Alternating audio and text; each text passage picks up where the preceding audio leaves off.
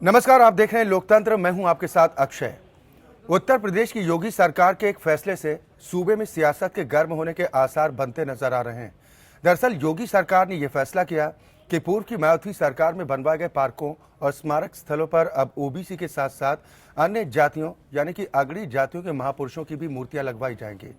पहल करते हुए सरकार ने 11वीं सदी के राजा सुहेल देव की प्रतिमा लखनऊ के अंबेडकर पार्क के अंदर और बाहर दोनों जगह लगवाने का फैसला किया। इतना ही नहीं, अहिल्याबाई होलकर, सावित्रीबाई फुले, महाराणा प्रताप के साथ साथ पृथ्वीराज चौहान जैसी विभूतियों की प्रतिमा लगवाने का प्लान भी है। आपको बता दें कि कुछ समय पहले ही योगी सरकार ने मायावती के शासनकाल में बनाए गए दलित स्मारक स्थलों के रखरखाव और मरम्मत के लिए 10 करोड़ का बजट भी आवंटित किया है। लेकिन अब सवाल इस बात को लेकर उठ रहे हैं कि क्या महापुरुषों के नाम पर सियासत हो रही है? क्या जातिवाद के घेरे में महापुरुषों की मूर्तियां भी आ चुकी हैं? और क्या बीजेपी की तरफ से ये एक सियासी दांव है? आज लोकतंत्र में हम इसी मुद्दे पर चर्चा करेंगे।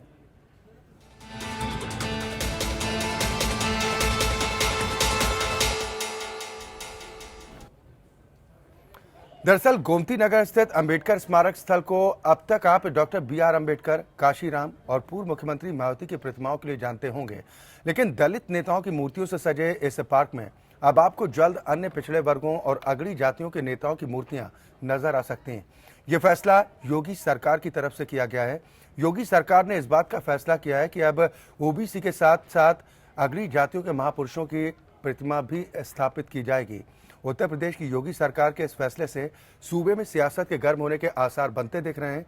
दरअसल योगी सरकार ने यह फैसला किया है कि पूर्व की मायावती सरकार में बनवाए गए पार्कों और स्मारक स्थलों पर अब ओबीसी के साथ साथ अन्य जातियों यानी कि अगड़ी जातियों के महापुरुषों की मूर्तियां भी स्थापित की जाएंगी।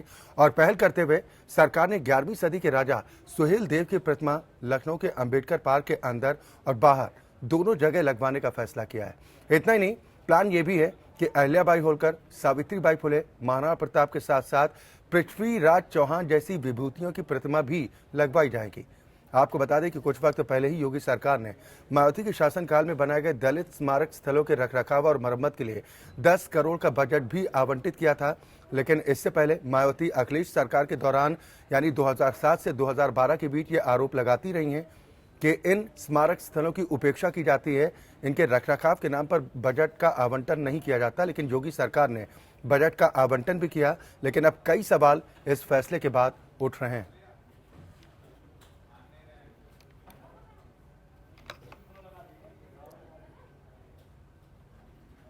या तो अब गोमती नगर स्थित अंबेडकर स्मारक स्थल को अब तक आप डॉक्टर BR अंबेडकर, काशीराम और पूर्व मुख्यमंत्री मायावती की प्रतिमाओं के लिए जानते रहे होंगे। लेकिन दलित नेताओं की मूर्तियों से सजे इस पार्क में अब आपको बहुत जल्द अन्य पिछड़े वर्गों और अगड़ी जातियों के नेताओं की मूर्तियां नजर आएंगी। इस बात का फैसला अब योगी सरकार कर चुकी है। अपने शासनकाल में बहुजन समाज पार्टी की अध्यक्ष मायावती ने लखनऊ में अंबेडकर स्मारक स्थल और पार्क बनवाकर उसमें तमाम दलित महापुरुषों की 7 फीट ऊंची संगमरमर की मूर्तियां लगवाई थी। इन स्मारक स्थलों में डॉक्टर भीमराव अंबेडकर, काशीराम और खुद मायावती के अलावा ज्योतिबा फुले, बिरसा मुंडा, नारायण गुरु, छत्रपति साहूजी महाराज, कबीरदास, संत रविदास और गुरु घासीदास की मूर्तियां लगवाई गई थी। इन मूर्तियों की कुल लागत तब करीब 1 करोड़ रुपए से ज्यादा की गई थी। माया काल में बने स्मारकों और मूर्तियों की आलोचना करने वाली बीजेपी खुद उसी रणनीति की पतंग उड़ाने की राह पर है। योगी आदित्यनाथ सरकार ने राजा सुहेल देव की 16 से 18 फीट ऊंची कांच से प्रतिमा अंबेडकर स्मारक स्थल के अंदर लगवाने का फैसला किया है। स्मारक के बाहर राजा सुहेल देव की संगमरमर की प्रतिमा लगवाई जाएगी। दरअसल पिछले कुछ वक्त से सुहेल देव बीजेपी की राजनीति का हिस्सा रहे हैं। पिछले महीने विश्व हिंदू परिषद ने गाजी सलार मसूद पर राजा सुहेल देव की विजय को हिंदू विजयोत्सव के तौर पर मनाया था और इस कार्यक्रम में मुख्यमंत्री योगी आदित्यनाथ भी शामिल हुए थे। खैर, ओम प्रकाश राजभर कहते हैं कि मायावती ने सिर्फ पिछड़ी जातियों के महापुरुषों की मूर्तियां ही लगवाई थी, अगलों की नहीं। जो महापुरुष छूट गए हैं, हमारी कोशिश होगी कि सभी महापुरुषों की मूर्ति लगा करके जो शेष 13 यहाँ खाली पड़े हुए हैं उसमें हमारी कोशिश होगी कि हम माननीय मुख्यमंत्री से मिलकर के इसका प्रस्ताव बना करके हम मूर्ति जल्द ही लगवाने की कवायद करें।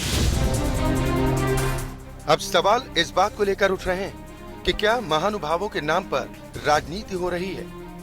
क्या मूर्तियां भी जातिवाद के घेरे में आ गई हैं? और क्या ये बीजेपी का सियासी दांव है? अनंत त्यागी के साथ ब्यूरो रिपोर्ट, एपीएन। या तो प्रदेश की योगी सरकार के एक फैसले से अब सूबे में सियासत के एक बार फिर गर्म होने के आसार बनते नजर आ रहे हैं।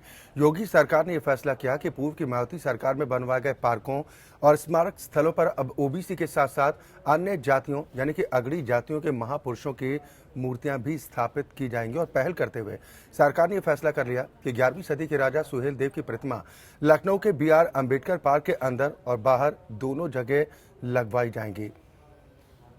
कैसे देखा जाए योगी सरकार के इस फैसले को, क्योंकि आरोप भी इस बात को लेकर अब लगाए जाने लगे हैं कि क्या बीजेपी महापुरुषों के नाम पर सियासत करने की कोशिश कर रही है। सभी खास मेहमान जुड़ गए हैं। सबसे पहले अपने दर्शकों की मुलाकात अपने आज के अतिथियों से। लखनऊ से अजय कुमार जी मेरे साथ जुड़े हैं, आप वरिष्ठ पत्रकार हैं। साथ ही समाजवादी चिंतक दीपक मिश्रा जी हमारे साथ इस चर्चा में शामिल हैं। कृष्णकांत पांडे जी कांग्रेस पार्टी का पक्ष रखेंगे, प्रदेश प्रवक्ता हैं। साथ ही संजीव सिंह जी बतौर बीजेपी प्रवक्ता हमारे साथ इस चर्चा में शामिल हैं। और दलित चिंतक लालजी निर्मल भी हमारे साथ इस चर्चा में शामिल हैं। बहुत स्वागत है आप सभी मेहमानों का हमारे साथ इस कार्यक्रम में शामिल होने के लिए। शुरुआत अजय कुमार जी मैं आपसे ही करना चाहूंगा। योगी सरकार का यह फैसला किस नजरिए के साथ देखा जाना चाहिए? देखिए अक्षय, अब ये मूर्तियों की राजनीति हो गई। महापुरुषों को जाति में बांटने की एक ये परंपरा चल गई है। हम तो देखते थे आजादी के बाद जब गांधी जी की प्रतिमा लगती थी तो सब लोग समझते थे गांधी जी की कोई जाति नहीं है। कभी हमने सोचा भी नहीं गांधी जी किस जात के होंगे। महाराणा प्रताप की मूर्ति लगी, कभी नहीं सोचा कि हाँ महाराणा प्रताप हमारे पुरुष हैं। कभी हम इस चीज पर जाते नहीं थे कि किसकी मूर्ति है वो एक हमारे महापुरुष है। लेकिन अब जातीय आधार पर जब अगर ये होता मूर्तियों और महापुरुषों को जाति में हम बांटेंगे। अब जिस तरह से बात हो रही है कि साहब मायावती ने जो पार्क बनवाए उसमें उन्होंने दलितों की या अपनी समाज के लोगों की लगाए। अब ये हो रहा है अगड़ों की और पिछड़ों की। अगड़ों की भी मूर्तियां वहां लगाई जाएंगी, पिछड़ों की भी लगाई जाएंगी। तो ये एक अगर हम अपने महापुरुषों को जातीय आधार पर बांधेंगे, जातीय आधार पर उनसे वोट पॉलिटिक्स करेंगे, क्या होगा इससे? ये हम अपनी किताबों में पढ़ते थे, बचपन में हम भी पढ़ते थे महाराणा प्रताप का इतिहास। अब वो बंद हो गया। अब बेसिक रीडर वगैरह उसमें हम तो कहते हैं कि इनको बजाय मूर्तियां लगाने बच्चों को शिक्षा दे।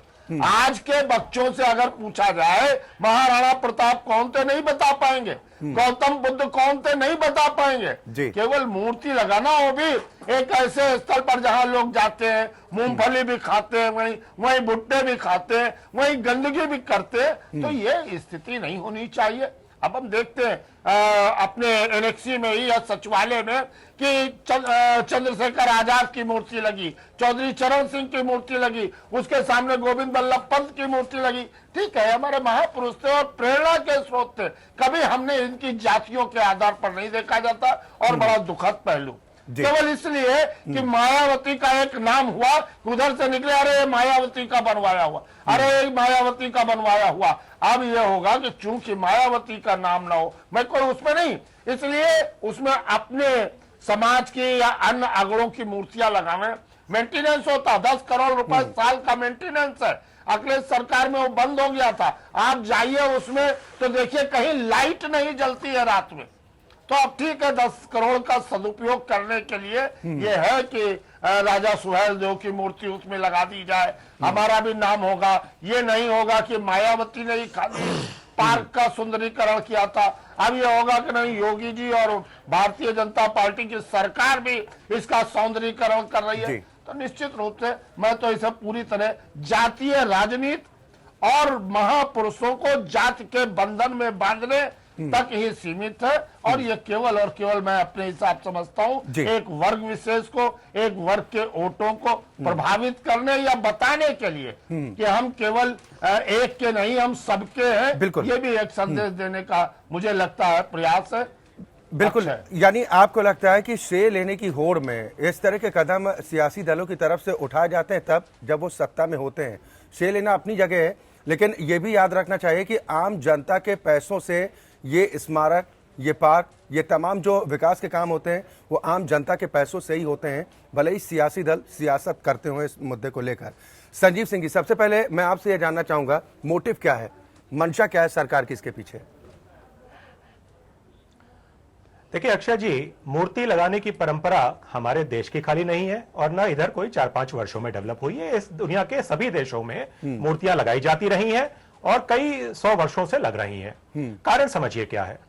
मूर्तियां या स्मारक बनाना उस बात की लोगों को, आने वाली पीढ़ियों को उनके द्वारा किए गए शौर्य की गाथाएं, अन्यथा सेवा के कार्य के बारे में, महापुरुषों के, उनसे आने वाली पीढ़ियों को अवगत कराने के बारे में ये मूर्तियां लगाने की परंपरा लगातार चली आ रही है, सभी देशों में चली आ रही है। पक्ष ये आता है, जैसे आपने भी अपनी बात में कहा, कि आज अगर आप तमाम बच्चों से पूछेंगे तो संभवतः बहुत सारे बच्चे महाराणा प्रताप जैसे वीर पुरुष, इतिहास पुरुष के बारे में नहीं जानते होंगे। सुहेल देव जी की भी अगर बात करी जाए तो आज से कुछ वर्षों पहले तक उनको लोग नहीं जानते थे।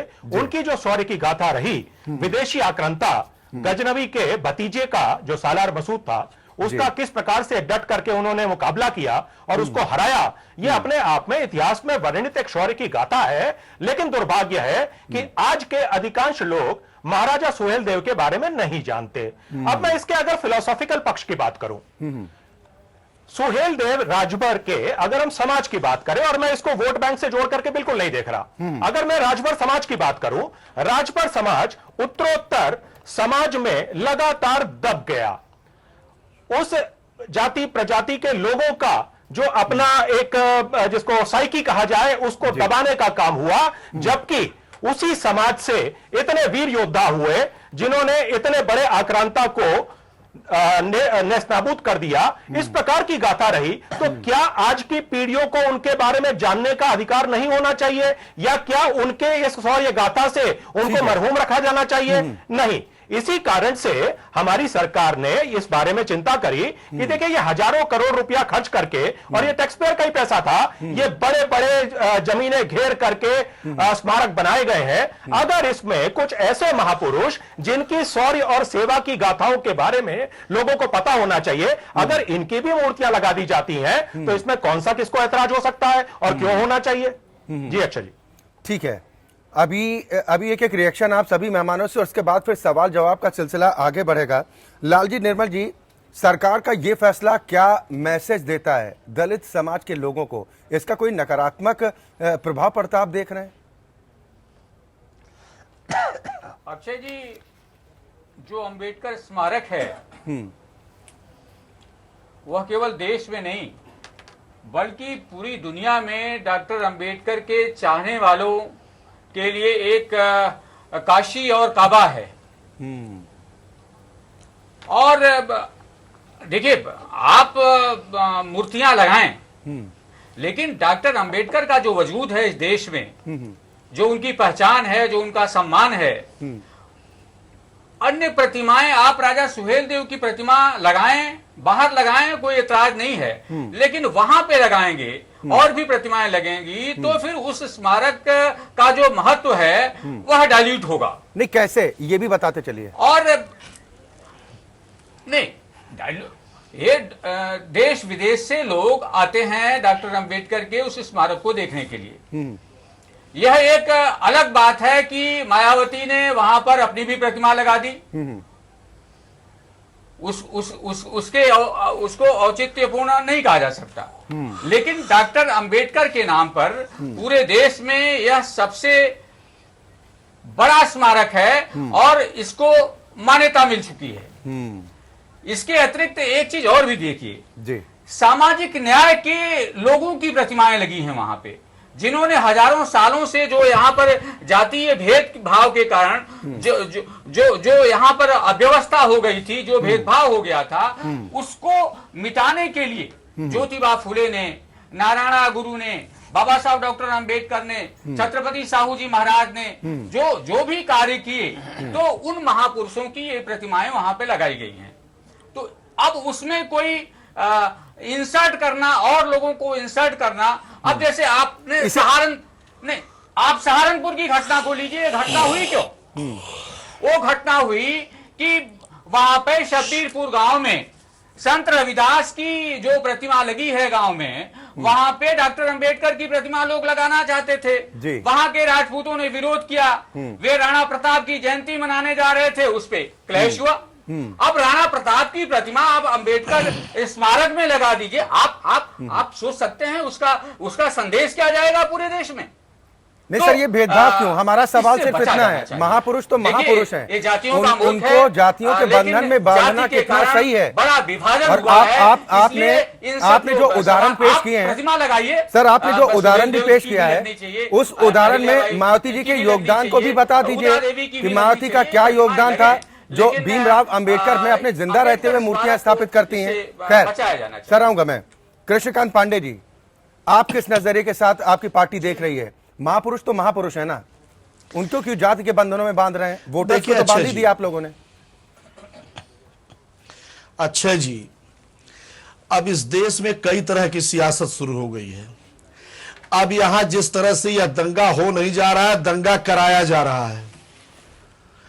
स्थितियां यह हो गई है कि अब यहां मूर्तियों की सियासत शुरू हो गई। आज से सुहेल देव राजा सुहेल देव राजभर जी बहराइच श्रावस्ती के थे, और वहां 12 राजा और भी थे जिन लोगों ने लड़ाइयां लड़ी थी। लेकिन चूंकि एक जात का प्रतिनिधित्व करना है, भारतीय जनता पार्टी को किसी जात से वोट की राजनीति में तब्दील करना है। और दूसरी चीज, दो परिस्थितियां हैं। सुहेल देव जी का, जैसा हमारे साथी बता रहे थे कि उनके पौत्र मोहम्मद गजनवी के परिवार के, यह सही है, गाजी को उन्होंने मारने का काम किया, उनको वहां पे रोकने का काम किया, यह सही है।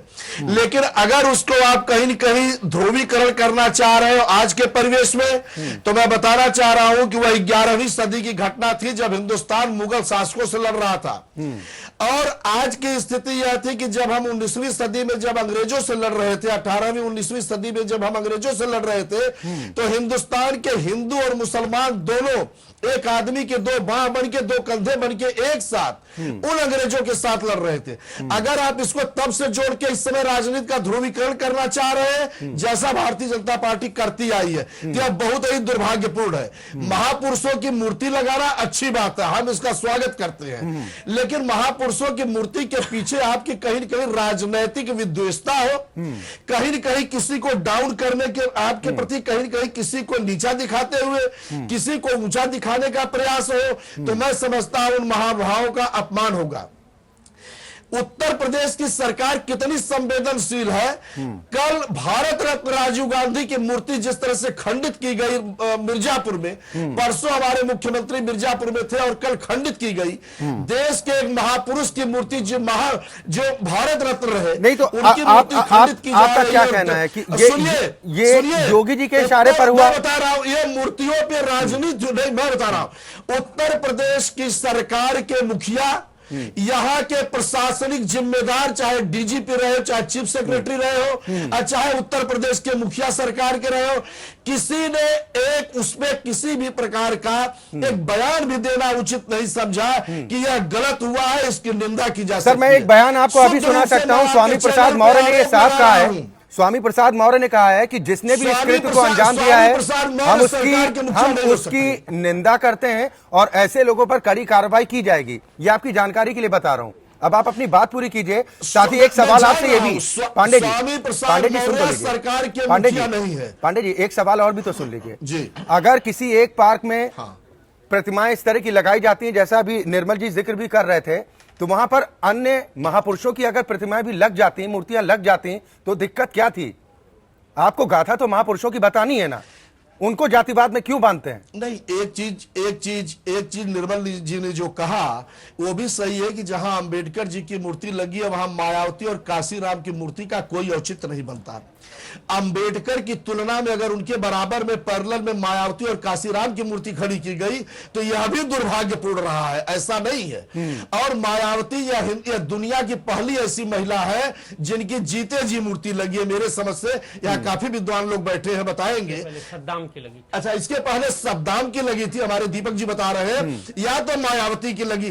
तो सद्दाम से ही हम मायावती की तुलना अगर करें, अगर वो अपने जीते जी मूर्ति लगवा लिए तो यह बड़ा ही दुर्भाग्यपूर्ण रहा है। और अम्बेडकर जी को, अगर अम्बेडकर जी देश के संविधान के हमारे निर्माता और अम्बेडकर जी की हाइट दुनिया के पैमाने पे थी, अगर उनके बगल में मायावती की मूर्ति लग रही है तो और भी महापुरुषों की मूर्ति लगने में हमें कोई एतराज नहीं है। ठीक है दीपक मिश्रा जी, अब मैं आपके लेकिन पास वो आता हूं। राजनीतिक विद्वेषता से आपकी पार्टी भी 5 साल सत्ता में रही, उससे पहले भी आप लोगों ने प्रदेश में शासन किया है। आप लोगों के जहन में ये बात नहीं आई कि महापुरुषों के नाम पर भी जो राजनीति होती कम से कम वो तो ना हो? अगर आपको प्रेरणा का स्रोत बनाना है तो और भी तमाम रास्ते हैं। देखिए समाजवादियों ने कभी भी धर्म, जाति, उपजाति, गोत्र के नाम पर मूर्ति की स्थापना नहीं किया। हमारे आदर्श डॉक्टर राम मनोहर लोहिया को मूर्ति भंजक ही कहा जाता था। वह मूर्ति भंजक के रूप में ख्यात हुए।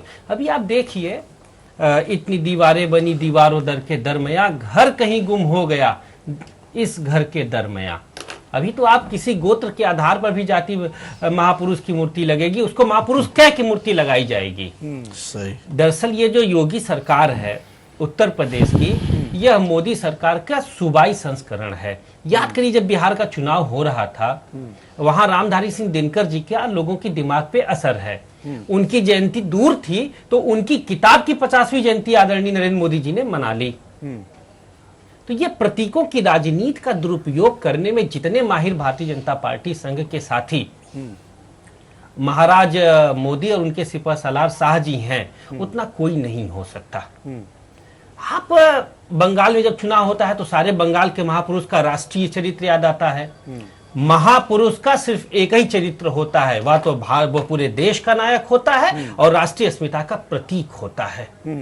जब चुनाव चल रहा था, और तो और देखिए, यह राष्ट्रवाद के प्रतीक पुरुष अपने, जिसका ये अपने आप को अनुयायी कहते हैं, पंडित दीनदयाल को, वह पांडित्य के नाते पंडित थे, उनको भी इनका बसले तो ब्राह्मण बना के प्रस्तुत कर दे, और कर ही रहे हैं। मोदी जी ने कहा कोझिकोड सम्मेलन में कि 3 आदर्श हैं, महात्मा गांधी, पंडित दीनदयाल और डॉक्टर लोहिया। पूरे चुनाव भर डॉक्टर लोहिया का नाम लिया। हमें उम्मीद थी कि सद्बुद्धि आएगी तो ये डॉक्टर लोहिया और दीनदयाल को, एक की पुण्यतिथि की 50वीं साल है और एक की जयंती की शताब्दी है, दे देंगे। और ये महामना को देते हैं भारत रत्न। क्यों देते हैं? क्योंकि वहां से मोदी जी को चुनाव लड़ना होता है। महामना को देना था तो साधारण उतना ही योगदान जी सर सैयद अहमद का है, उन्हें भी दे देते। तो जो भारत रत्न सम्मान देने में जाति, उपजाति, क्षेत्र देखते हो, उनसे कैसे गोया बबूल के फूल से आप गुलाब की आस्था करिए। अभी तो आप देखते जाइए, अभी तो ये होगा कि कुछ दिन बाद अगर आजमगढ़ में उपचुनाव होगा तो आजमगढ़ के किसी व्यक्ति का महापुरुष बनाकर उसकी तस्वीर, उसकी मूर्ति लखनऊ में लगाई जाएगी ताकि लखनऊ से मीडिया मैनेजमेंट अच्छा हो सके। यह इसलिए ऐसा कर रहे हैं कि राष्ट्र इनसे राष्ट्रीय समस्याओं पर कोई सवाल न पूछते। अभी गए मोदी जी 4 देशों की यात्रा पर, जिसमें से 3 देश ऐसे थे जो वीटो पावर संपन्न थे। वहां आपको कहना चाहिए था कि भारत को लिए हमें वीटो चाहिए, हमारी राष्ट्रीय अस्मिता हिंदी है, उसको आधिकारिक भाषा का दर्जा देना चाहिए। नहीं, देश में भी हालात दीपक जी और ये इस इतने वक्त चालाक बहुत बेहतर नहीं है। हम देश में ही रहें तो ज्यादा बेहतर है। विदेश नीति पर भी हम आगे बात कर आप लेंगे। सही कह रहे हैं। लेकिन सर देखिए, एक सवाल ये नहीं उठेगा। देश के हालात बेहतर नहीं है, देश के हालात बेहतर नहीं है, इस पे डिबेट ना हो जाए। अक्षय जी, इस पे आप डिबेट न कर दें, यह सवाल न पूछ दें, अपने पैनल से ये सवाल पूछवा न दें, इसीलिए ये मूर्तियां हो रही हैं। हम लगातार उन मुद्दों को उठाते हैं, आप ये मत कहिए। लेकिन आज जिस मुद्दे पर राजनीति हो रही है, सियासत अपनी अपनी चमकाने की कोशिश की जा रही है, वही मैं कह रहा हूं। आपने देखा कितनी चालाकी से उन्होंने देश को डिबेट को बरगला दिया। यही तो इनकी पॉलिसी है। नहीं, एक सवाल और बीजेपी इसी भी में उठा रही मोदी जी सिद्धहस्त हैं। दीपक जी, बीजेपी ये कह रही है जी कि आखिर क्यों उन महापुरुषों के शौर्य की गाथाओं को भुला दिया गया, क्यों उन पर फोकस नहीं किया गया? उन्हें भी तो याद रखना चाहिए, उन्हें नमन करना चाहिए। मान्यवर, भारत में लिखित परंपरा से ज्यादा, आदरणीय बैठे हुए हैं अजय कुमार जी, इनकी उपमौजूदगी में कह रहा हूं, ये अनुभव और अध्ययन दोनों के धनी हैं। हमारे यहां लिखित परंपरा से ज्यादा जनश्रुतियां काम करती हैं। हम कभी किताब नहीं पढ़े, लेकिन राम की एक एक घटनाओं से हम अवगत हैं। रामायण हम बाद में पढ़ना सीखते हैं। 5-6 साल तक हमारी दादी, हमारी नानी राम, कृष्ण, शिव के एक एक लौकिक और पारलौकिक दोनों चरित्रों से हमको अवगत करा चुकी हैं। अगर महापुरुष को मूर्तियों के ऊपर मोहताज होना पड़ा तो महापुरुष नहीं हो सकता। इस तरह के स्थलों का निर्माण होता है, वो हम बाद में जानते हैं। ठीक है अजय कुमार जी, और मैं एक आपके चीज पास है, आता हूं। महापुरुषों नहीं, आपने अजय कुमार जी ये सवाल भी उठाया कि अगर इतनी ही चिंता आपको महापुरुषों की शौर्य गाथाओं को लोगों तक पहुंचाने की है, जो हमारे देश का भविष्य यानी कि जो बच्चे कहे जाते हैं, क्या सिर्फ मूर्तियां स्थापित कर देने भर से हो जाएगा? तमाम लोग ऐसे हैं, आप खूब मूर्तियां लगा दीजिए, उन्हें नहीं पता कि किसकी मूर्ति लगी हुई है। निश्चित रूप से अक्षय, केवल मूर्ति लगा देने मात्र से ही लोगों को प्रेरणा मिल जाए, मैं समझता हूं इसमें नहीं होना। मुझे याद है जब मायावती की पहली सरकार बनी और गठबंधन की सरकार बनी तो लखनऊ में परिवर्तन चौक उन्होंने बनाया और अपने समाज के लोगों की मूर्तियां लगाई। तब भारतीय जनता पार्टी ने कहा कि अच्छा आप वहां बना रही तो हम दीनदयाल उपाध्याय जी की मूर्ति लगाएंगे। तो उसके जवाब में लालजी टंडन जो नगर विकास मंत्री होते थे, उन्होंने 4 बाग में के कॉलेज के सामने उसी के जवाब में दीनदयाल पार्क बनवाया। अब देखिए, जब अंबेडकर उद्यान बना तब अखिलेश जी ने कहा, वो मुलायम सिंह ने कहा हमारा लोहिया पार्क बनना चाहिए, उसके जवाब में लोहिया पार्क बन गया। जब मायावती फिर दोबारा सत्ता में आए और सब करने लगे तो उन्होंने कहा अब जनेश्वर मिश्र पार्क बनेगा, जनेश्वर मिश्र पार्क बन गया। अब जयप्रकाश नारायण के भी मेरा इसमें एक तर्क, अनावश्यक रूप से पैसा व्यय करने के तुलना में अगर आप एक स्मारक बना दीजिए और जितने महापुरुष हैं बड़ा सा आप पैसा खर्च कर दीजिए और सारे महापुरुषों को एक जगह। लेकिन यहाँ राजनीति क्या है? ये पार्क मायावती ने बनवाया, लोहिया पार्क मुलायम सिंह ने बनवाया, जनेश्वर मिश्र पार्क अखिलेश ने बनवाया, दीनदयाल उपाध्याय की प्रतिमा लालजी टंडन। जब व्यक्ति विशेष से उस पार्क को जोड़ा जाएगा तभी ये सवाल पैदा होने लगते हैं और तभी अव्यवस्था होती है। यही कारण है कि जब मायावती की सरकार चली जाती है तो अंबेडकर पार्क में अंधेरा हो जाता है, सफाई की अव्यवस्था हो जाती है, जो वहां संग्रहालय के जो कर्मी हैं उनको तनख्वाह नहीं मिलती। अब यही स्थिति जब जनेश्वर मिश्र पार्क की हो रही है, वहां जो ठेले लगते हैं उनको हटाया जा रहा है, तो ये दुर्भावना जब हो जाती, विंडक्टिव होकर के जब काम होता है तो चाहे जितने आप स्मारक बना लीजिए, चाहे जितने महापुरुषों की मूर्तियां लगा लीजिए, मन के अंदर का मैल जब तक नहीं निकलेगा तब तक इसका कल्याण नहीं होगा। और ये कितनी बड़ी बड़ी इमारतें और भव्यता बना करके पैसे की लूट हो उसमें और अपमान हो, सबसे बड़ी बात अपमान हो। किस तरीके से मायावती का शासन गया तो कुछ लोगों ने वहां पर प्रतिमा तोड़ी, ये बात दूसरी है, जुड़वा दी गई। मायावती की प्रतिमा वहां जो लगी थी उसको तोड़ने का काम किया। तो ये भावना अगर होगी, दुर्भावना से काम होगा। मैं तो कहता हूँ बड़ा सा संग्रहालय बना दे, उस संग्रहालय को मेंटेन करे और जो भी पार्टी आवे, आज भारतीय जनता पार्टी है उसको मेंटेन करे, दूसरी पार्टी आवे तो उसके भी लोग लगे रहे, तो उस संग्रहालय का मेंटेनेंस हो और बच्चों को, लोगों को उससे जागरूकता मिले, उनके बारे में समझे। लेकिन सर ये तभी मुमकिन होगा ना जब ये धारणा हो, जब मन में मोटिव इस तरह का हो कि हमें लोगों को जागरूक करना है। जहां पर सियासत की बात है, जहां राजनीति अच्छा केवल और केवल राजनीति ही मोटिव हो, वहां ये संभव हो ही नहीं सकता। जी बिल्कुल, सवाल इसी बात को लेकर है कि ये माया में बनो। जी इसी बात को लेकर सवाल भी उठ रहे हैं। संजीव सिंह जी, आपको नहीं लगता कि इन महापुरुषों की आत्मा भी कचोटती होगी, उनका मन भी दुखता होगा जहां कहीं भी उनकी आत्मा होती होगी कि हमने राह क्या दिखाई थी और राजनीतिक दल किस रास्ते पर चल पड़े हैं, उनके नाम का इस्तेमाल भी कर रहे हैं, अपनी दुकानें भी चला रहे हैं। अक्षय जी, मैं आपसे पार्शली सहमत हूं, पार्शली सहमत उस कड़ी में हूं कि जब वो ये देखते होंगे कि उनके नाम पर एक स्मारक बनाया जाता है और उनकी मूर्ति के साथ साथ जीते जी अपनी मूर्ति भी लगा दी जाती है। 2 नाम आपने जिक्र किए, तीसरा नाम और मैं बता दूं, नूर सुल्तान नजरबायेव कजाकिस्तान के हैं, उन्होंने भी अपने जीवन काल में ही अपनी मूर्तियां लगा ली हैं। हमारे मित्रों ने यहां पे कुछ बातें बोली, मैं जरा उसके ऊपर एक क्विक रिएक्शन दे दूं। सबसे पहले कांग्रेस के मित्रों को बता दूं कि नेहरू गांधी परिवार के नाम पे 400 से अधिक स्कीमें और हॉस्पिटल या कोई भी चीज इस तरह से बनाई गई है। तो एक परिवार विशेष को इन्होंने देखा, नहीं, गलत कर रहे हैं। अब अपनी बात नहीं, पूरी नेहरू कर दूं। गांधी देखिए, आपकी हताशा नहीं, आपका समय जब था, देश की आजादी की लड़ाई में एक इस तरह से बहस होनी है। उसने 12 साल ठीक है, कृष्णकांत पांडे जी, कृष्णकांत पांडे जी, कोई दिक्कत नहीं है। पांडे जी, पांडे जी, की बात करें पांडे जी मैं आपके पास आऊंगा, पहले बात तो सुन लीजिए सर। कृष्णकांत पांडे जी, बात पूरी हो जाने दीजिए, फिर आप अपना तर्क दीजिएगा। कृष्णकांत पांडे जी, पांडे जी, शांत था, थोड़ा संयम सीखिए। गलत बात, थोड़ा संयम सीखिए, आपका नंबर आएगा, नहीं आपका नंबर आएगा। सर ये हम अपने मुद्दे से डीरेल हो जाएंगे सर। प्लीज आप दोनों मेहमानों से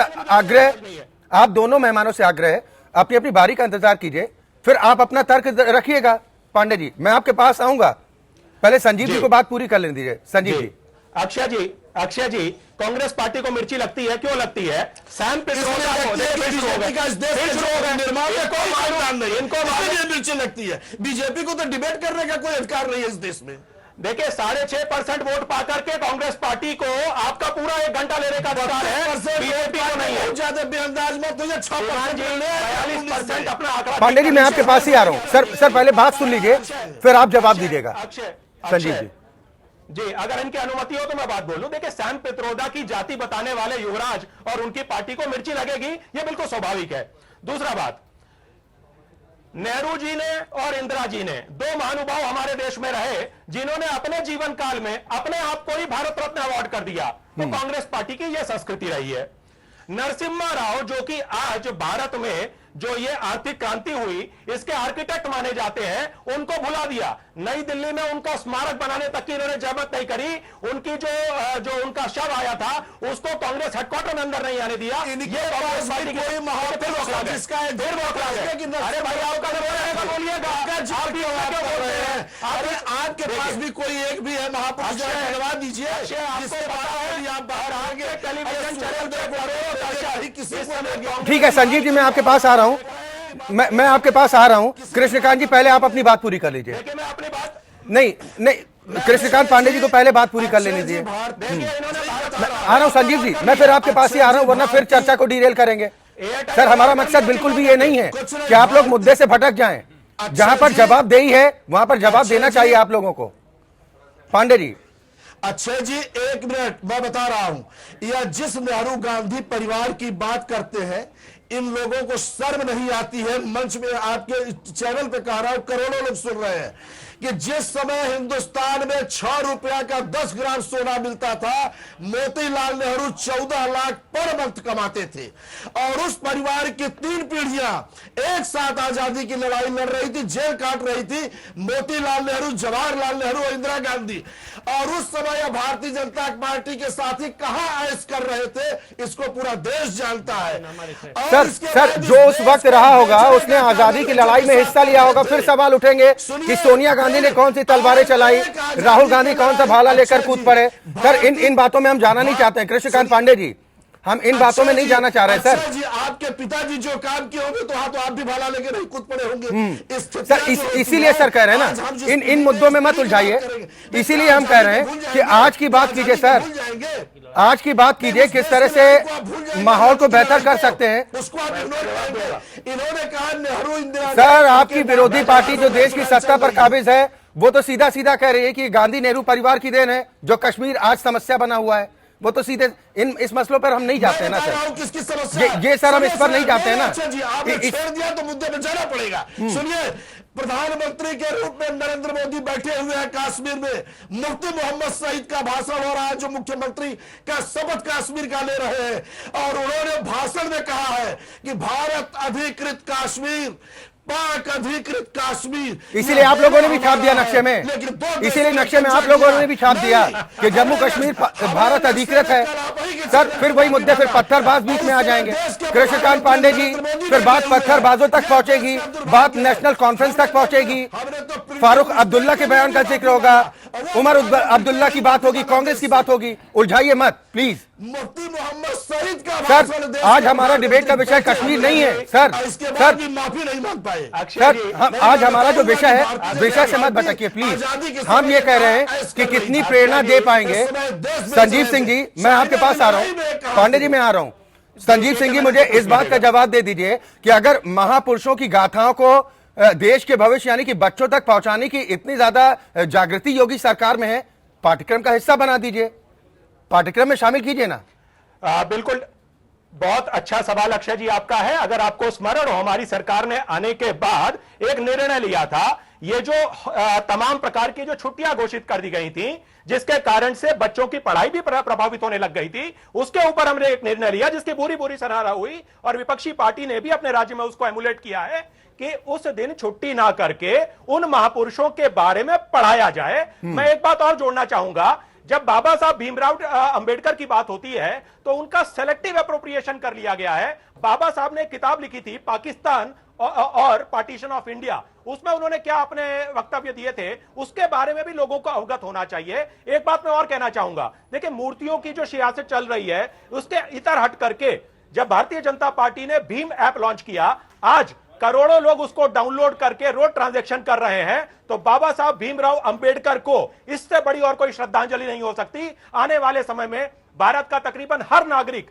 उसी प्लेटफॉर्म को यूज करेगा। कोई मूर्ति नहीं लगी, लेकिन उस प्लेटफॉर्म को यूज करने के नाते से बाबा साहब भीमराव अंबेडकर के बारे में लोग जानेंगे, समझेंगे, उनका प्रचार और प्रसार होगा। एक बात मैं और यहां पे कहना चाहूंगा, देखिए अभी मायावती जी ने अपनी मूर्ति लगाई थी, 2012 में जब सरकार आई तो हमारे समाजवादी पार्टी के मित्र, अब तो खैर समाजवादी पार्टी में नहीं रहे, समाजवाद के चिंतक समाजवादी पार्टी में अब उनकी कोई कदर नहीं रह गई है। ये है, मैं जानता हूं दीपक जी बहुत अच्छे आदमी हैं। अरे भाई,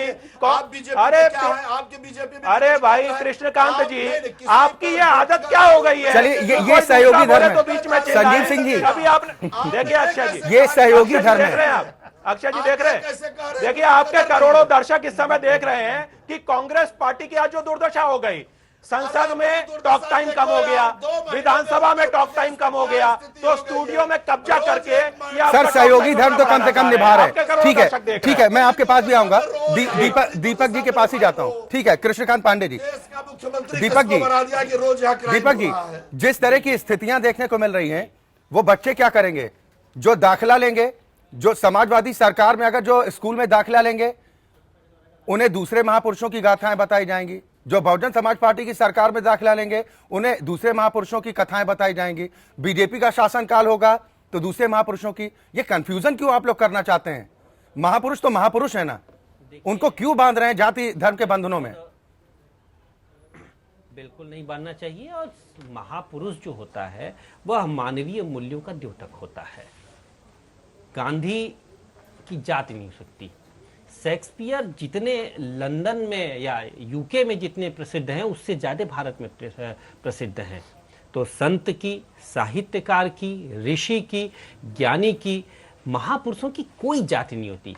दरअसल जाति शोषण और जाति जड़ता के खिलाफ ही लड़ने वाला हर व्यक्ति, चाहे वह मध्य युग में तलवार लेकर लड़ा हो या आधुनिक युग में कलम और किताब लेकर लड़ा हो, जातीय दुर्वाग्रहों से लड़ा है। दुर्भाग्य है कि उसी से लड़ा गया। गौतम बुद्ध जिस मूर्ति पूजा के सख्त खिलाफ थे, उन्हीं की मूर्ति, अवतारवाद के वो खिलाफ थे, आप देखिए, उन्हीं को अवतार बना दिया गया। कहना पड़ गया महात्मा गांधी को कि शुक्र है कि मैं गांधीवादी नहीं हूं, माफ कीजिएगा, कार्ल मार्क्स को कहना पड़ गया था। तो दरअसल होता क्या है कि जो भी देखेगा अपनी नजर से देखेगा, किसी जर्रे को समुंदर नजर आए कैसे। सुहेल देव सामंतवाद से लड़े थे, उनके नाम पे सामंतवाद की प्रस्थापना हो रही है। जो मंत्री महोदय यह घोषणा कर रहे हैं माइक के सामने सीना पीट कर, जब वो निकलते हैं तो आप देखिए, ऐसा लगता है कि जैसे कोई मध्य युग का सामंत निकल रहा हो जो राजा बनने को तत्पर हो। एक गाड़ी आगे, उसके आगे एक गाड़ी हान बजाते हुए, हाँ बीच में उस पे लाल बत्ती नहीं होती। इतना ये लोग ने जनता पे कल्याण कर दिया कि अपनी जो लग्जरी गाड़ी बड़ी वाली है उसके ऊपर से लाल बत्ती हटा दी। बहुत बड़ा उपकार हो गया, बहुत बड़ा हो गया लोकतंत्र के ऊपर जी। तो लेकिन वो उसी सामंतवाद का द्योतक हैं, लेकिन वो कह रहे हैं कि सुहेल देव की मूर्ति लगाई जाए। अगर उन्हें वास्तविक रूप से सुहेल देव की विरासत को आगे बढ़ाना है तो अपने उद्बोधनों में उनको उद्धरित करें, सामंतवाद की खिलाफत करें जो आज रूप बदलकर हमारे लोकतंत्र में स्थापित है, और खुद बतावें, क्योंकि सुहेल देव सामंतवाद के खिलाफ थे, इसलिए मैं इन सामंती प्रतीकों को छोड़कर आपके बीच में आ रहा हूं। एक सिंपल गाड़ी से चले आए, चुनाव लड़ते हैं तो वो मोटरसाइकिल पे बैठ के घूम सकते हैं, चुनाव के बाद मोटरसाइकिल पे बैठने में कौन सी शर्म है? कोई पूछे भाई आप ऐसा क्यों कर रहे हो? साहब, हमारे इस आदर्श सिद्धांत का सुहेल पालन देव सभी सामंतवाद के राजनीतिक खिलाफ दलों थे। को करना चाहिए। जो सत्ता पक्ष पर होता है उस पर आरोप भी बिल्कुल लगते सबको हैं। करना चाहिए, हाँ। और सबके लेकिन- आदर्श ने किया है, दीनदयाल ने किया है, डॉक्टर लोहिया ने किया सर, है, आज की सबने बात किया कीजिए, है। आज की उनके बात कीजिए, अनुयायी आज नहीं कौन रहे कर हैं। रहा है? आज की बात कीजिए ना सर। अब तो सवाल नहीं उठ कर रहे रहे हैं हैं, तभी तो कि ये आज हर्ष की है। राजनीति इस तरह की हो गई नहीं है कर रहे हैं। कि व्यक्तिगत तौर पर ऐसा लगता है कि व्यक्तिगत देखिए, दुश्मनी नहीं कर रहे राजनीति हैं, कहा जाता है कि नहीं नीतियों कर रहे की हैं, हो तभी सकता तो ये है ना। हश्र है कि पूरी की पूरी भारतीय जनता पार्टी आज विजय माल्या के सवाल पर मौन है। एक भी भाजपा नहीं कह रहा है गठबंधन कि के गलत प्रधानमंत्री मैसेज से जा रहा पूछ है। लीजिए और भाई, हमारे यहाँ भी आप किसकी देख चिट्ठी लीजिए, पे दिया गया था मेनका पैसा? और मनमोहन सिंह से पूछिए ना, उनकी ठीक है। चिट्ठी क्यों लिखी थी उन्होंने पैसा देने के लिए? ठीक है, किन लालजी मिशन को? निर्मल जी, तो यही दुर्भाग्य है ना, इसीलिए तो लालजी आपको आज निर्मल बहस करने की जी, जरूरत पड़ गई। महापुरुषों की गाथाओं को बताना चाहिए, उनका क्या योगदान रहा है, उनके बताए मार्ग क्या रहे हैं, ये बताया जाना बेहद जरूरी है। और हमने भी शुरुआती शिक्षा के दौरान पढ़ा है जीवनियां महापुरुषों की। लेकिन इस तरह की सियासत होगी तो किस तरह का असर बच्चों में जाएगा, एक सवाल ये। और दूसरा सवाल ये कि माथापच्ची क्या विकास कार्यों को लेकर नहीं होनी चाहिए? क्या बहस इस बात पर नहीं होनी चाहिए कि हम विकास के रास्ते पर कैसे आगे बढ़ सकते हैं, कैसे हम लोगों तक तरक्की का रास्ता उन तक पहुंचा सकते हैं, कैसे रोजगार मिले, कैसे बेहतर स्वास्थ्य सुविधाएं हों, कैसे मूलभूत सुविधाएं उन्हें मिले? ये ज्यादा जरूरी है या उलझाव की राजनीति, वो भी सिर्फ वोट बैंक की खातिर? निश्चित रूप से अक्षय जी, बहस तो विकास के लिए होनी चाहिए, और यह जो मुद्दे हैं निश्चित रूप से भटकाव के मुद्दे हैं। महापुरुषों के बारे में एक जो अभी मित्र चर्चा कर रहे थे, मुख्यमंत्री जी ने जो एक डिसीजन लिया कि जो महापुरुष हैं उनके जन्मदिन पर छुट्टी नहीं होगी, उनके विषय में चर्चा होगी। लोगों ने प्रशस्ति की, हम लोगों ने उसका स्वागत किया था। निश्चित रूप से लोगों को जानकारी नहीं है। डॉक्टर अंबेडकर के बारे में लोग जानते हैं कि डॉक्टर अंबेडकर थे, संविधान बनाया था, लेकिन डॉक्टर अंबेडकर की और क्या उपादेयता थी? डॉक्टर अंबेडकर का आर्थिक दर्शन क्या है? डॉक्टर अंबेडकर का सामाजिक दर्शन क्या है? उनका राजनीतिक दर्शन क्या है? संविधान सभा में उनकी वो जो डिबेट्स हुई एक एक अनुच्छेद पे उनका जवाब क्या रहा है, इसके बारे में किसी को कोई जानकारी नहीं है। इसी प्रकार से और भी जो हमारे आइकान हैं उनके बारे में निश्चित रूप से न केवल चर्चा होनी चाहिए बल्कि पाठ्य पुस्तकों में समावेशन होना चाहिए। मैं आपको बताऊं, डॉक्टर लोहिया ने कहा कि जाति है इस देश में जिसके कारण यह देश गुलाम हुआ। जाति उत्तरदायी है उसके लिए कि एक जाति लड़ती रही, वो जाति हार गई तो पूरा देश हार गया। इसीलिए उन्होंने जाति विनाश की बात कही। डॉक्टर अंबेडकर ने जाति विहीन समाज का सपना देखा, इनहेरिटेशन ऑफ कास्ट लिखा, जाति भेद का उच्छेद लिखा। वे चाहते थे कि जो आपस में जो भाईचारा नहीं है इस देश में, लेकिन लोगों ने क्या किया? जाति आइकान बनाए, जाति के नेता बने, जाति के महापुरुष बने। यह ठीक नहीं है इस देश के लिए। और अगर ऐसा हुआ तो आने वाले दिनों में इस देश में बहुत ही अच्छी स्थिति नहीं होने वाली है। यह देखिए, स्वागत है, मैं नहीं कहता कि आप प्रतिमाएं न लगाएं, प्रतिमाएं लगें। जैसा कि एक मित्र ने सुझाव दिया अजय कुमार जी ने कि आप एक स्थल का चयन कर लीजिए, लोहिया पार्क में क्यों लगे, अंबेडकर पार्क में क्यों लगे, इसके लिए एक जगह का चयन कर लिया जाए और जितने भी सारे महापुरुष हैं उनकी प्रतिमाएं वहां पे लगा दी जाए। लेकिन ऐसा कोई कदम नहीं उठाया जाना चाहिए जिससे कि कोई विवाद हो और बहस एकता पे होनी चाहिए, राष्ट्रीय एकता पे होनी चाहिए, राष्ट्रीय विकास पे होना चाहिए, समान शिक्षा पे होनी चाहिए, रोजगार पे होने चाहिए। सर हम इसीलिए इस विषय को लेकर भी आज आए हैं। ये विषय बेहद गंभीर है। हम इसीलिए इस विषय को लेकर आए हैं कि बात किनकी की जानी आज की तारीख में बेहद जरूरी है। उन मुद्दों पर बातचीत ना करके हम कहां की तरफ बढ़ते हुए जाते हैं, सिर्फ सियासत की खातिर, वोट बैंक की राजनीति चमकाने की खातिर। और जैसा लगातार चर्चा में निकल रहा है कि आप मूर्तियां स्थापित कीजिए और प्रेरणा का स्रोत जो हमारे महापुरुष रहे हैं, उनकी जो गाथाएं रही हैं, उनको पाठ्यक्रमों में शामिल कीजिए। लेकिन इस तरह से सिर्फ कृषिकांत पांडे जी, क्या आप एक पार्क का निर्माण कर देते हैं, एक स्मारक स्थल बना देते हैं और उसके बाद आपको उन स्मारक स्थलों की याद तब आती है जब श्रद्धांजलि अर्पित करने की बारी आती है, जब सियासत चमकाने की बारी आती है। बाकी पूरे साल तो शायद नहीं पहुंचते होंगे। अंबेडकर जयंती के मौके को अगर हटा दिया जाए तो कितना लोग पहुंचते हैं राजनीतिक दलों के, बता दीजिए। नहीं, एकदम अक्षय जी सही है कि एक साल में 2 बार वो पूछे जाते हैं, जिस दिन उनकी जन्म होता है, जिस दिन उनकी मृत्यु हुआ रहता है। 2 ही दिन पूछे जाते हैं, बाकी उसमें चिड़ियाबाज और सारे लोग बैठते आते जाते गंदा करते रहते हैं, कोई नहीं पूछता, उनकी सफाई की कोई व्यवस्था नहीं। और यह सही है कि जो महापुरुषों की मूर्तियां लगाया जा रहा, ठीक है, मूर्तियां लगाई जानी चाहिए, लेकिन उन महापुरुषों के क्या आदर्श रहे हैं, जैसा दीपक जी ने बताया किस तरह से वो सामंतवाद से लड़े, और आज हम उनके अनुयायी हैं, हम सामंतवादी होते चले जा रहे हैं। अपने को कहते हैं कि हम लोकतांत्रिक परिवेश में रहते हैं, लेकिन हम सामंतवादी होते चले जा रहे हैं। और एक लाल बत्ती के उतार देने से, सबसे पहले हमारी पंजाब की सरकार ने इसकी शुरुआत किया, एक लाल बत्ती के उतार देने से हमारा कहीं से सामंतवाद कम नहीं हो जाता है। हमारे साथ जब 20 गनर चलते हैं और जब 20 गाड़ियां चलती हैं, वह लाल बत्ती से कहीं ज्यादा सामंतवाद का परिचायक है। ऐसी स्थिति में महापुरुषों की मूर्तियां लगे, वो निष्भाव से, कम से कम ऐसे भाव से हो जिसके प्रति कोई राजनीति न हो, राजनीति से ऊपर उठ के सारे महापुरुष जिनका इस देश के लिए योगदान रहा है, उनकी मूर्तियां लगे और उनके पाठ्यक्रम में, उनके जितने भी कारनामे हैं पाठ्यक्रम में बच्चों को बताए जाए, और उनके रास्ते पे चलने के लिए हम सारे राजनीतिक दल अनुसरण भी करें। अगर यह नियत है तब तो ठीक है। अगर नियत है कि इस जात की मूर्ति लगा के अगले बार के चुनाव में इस जात को सेट कर लो, अरे मत बांटो आप लोग महापुरुषों को किसी जात में। मेरा सारे राजनीतिक दलों से हाथ जोड़ के अनुरोध है कि महापुरुषों को जात में मत बांटो, वह देश के लिए बड़े कीमती हुआ करते हैं। और बस इतने कहना है कि उनको जात से आप दूर रखिए, राजनीति से दूर रखिए। संजीव जी अपनी बात भी पूरी कीजिए और साथ ही ये भी बता दिए, सिर्फ ये सियासी दांव तो नहीं है।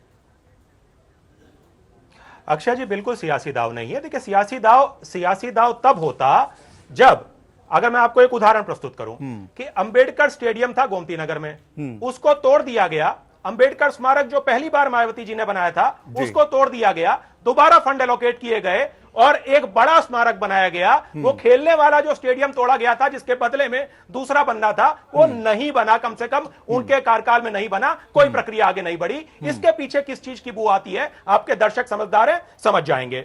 दूसरी बात यहां पे, क्योंकि हमारे कांग्रेस के मित्र कुछ बात बोल रहे थे, आजादी के पहले की कांग्रेस और आज की कांग्रेस को ये इक्वेट करके बताना चाह रहे थे, तो मैं इनको स्मरण कराऊं। आजादी के पहले 4 बार सर्वाधिक अगर कांग्रेस के अध्यक्ष रहे तो कौन रहे? महामना मदन मोहन मालवीय रहे। उनको भारत रत्न देने के बारे में इनको चिंता नहीं हुई, और हमने जब दिया तो इनको उसमें भी राजनीति दिखाई पड़े। देखिए बौखला गए, फिर मिर्ची लग गई, फिर मिर्ची लग गई। ये कांग्रेस पार्टी को इतना जल्दी मिर्ची लग जाती है, ये इस बात को समझ नहीं पा रहे हैं कि आज की जो जनता है, आज का जो युवा है, आपके दोगलेपन को बहुत अच्छे तरीके से समझता है। आप चिल्लाइए और चिल्लाइए, अभी 6:30 पे आए हैं, संजीव जी 0.65 पे पहुंचेंगे, और चिल्लाइए।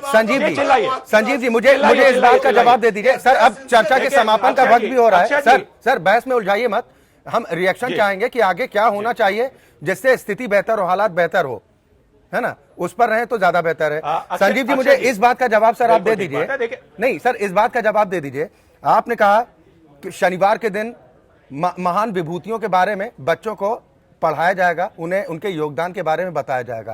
कितना परिवर्तन हुआ ये बता दीजिए। नो बैक डे, इसका भी ऐलान किया। इसको लेकर कुछ प्लान है कि सिर्फ आप ऐलान कर देते हैं, उसके अतिरिक्त तो कुछ नहीं है? अक्षय जी देखिए, सबसे पहला परिवर्तन यही कि आजादी के इतने दिनों बाद तक महापुरुषों का खाली एक सिंबॉलिक और वो भी राजनीतिक हित के हिसाब से करने का, जो चित्रण करने का, मूर्ति लगाने का जो प्रक्रम चला, उसको हमने बदलने का प्रयास किया। और हम जो भी निर्देश देते हैं अक्षय जी, अभी हमको 2 महीना हुआ है, जो भी निर्देश हम देते हैं सारे के सारे निर्देशों के ऊपर क्रियान्वयन होगा, क्योंकि हमारे यहाँ लिखित डॉक्यूमेंटेशन होता है। अभी 100 दिन का इवेल्युएशन होगा। देखिए इन लोगों की बौखलाहट है, क्योंकि इन्होंने कुछ किया नहीं। अब इनकी जो ये जो हिपोक्रेसी थी, आज की करोड़ों जनता युवा जान गए हैं, तो अब अभी भी ये उसी मोड में चलना चाहते हैं। राजनीति के पैराडाइम शिफ्ट को ये समझना नहीं चाहते हैं जी। बेसिक शिक्षा का सबसे उत्कृष्ट उदाहरण आपके गठबंधन की बिहार की सरकार में दिखाई पड़ता है। चलिए ठीक है सर, ठीक है सर। अजय कुमार जी, एक फाइनल रिएक्शन मैं आपसे चाहूंगा। ठीक है संजीव जी, अब वक्त इससे ज्यादा इजाजत नहीं दे रहा है। अजय कुमार जी, एक फाइनल कमेंट मैं आपसे जरूर चाहूंगा। क्या हमारे आज की पीढ़ी को यह जानने की जरूरत है कि हमारी महान विभूतियां जो महापुरुष रहे हैं, उनका योगदान क्या रहा है, उनके बताए रास्ते क्या रहे हैं, उन पर चलना बेहद जरूरी है, या फिर इस तरह की राजनीति में उलझा कर रख देना? सियासी दल कोई भी हो, हम किसी एक दल का नाम नहीं ले रहे हैं, लगभग सभी पार्टियां उसी रास्ते पर चलती हैं। अक्षय, मैं उस चीज को एक छोटे से उदाहरण दे करके समझाना चाह रहा हूं। 2007 के लोकसभा विधानसभा के चुनाव होने वाले थे।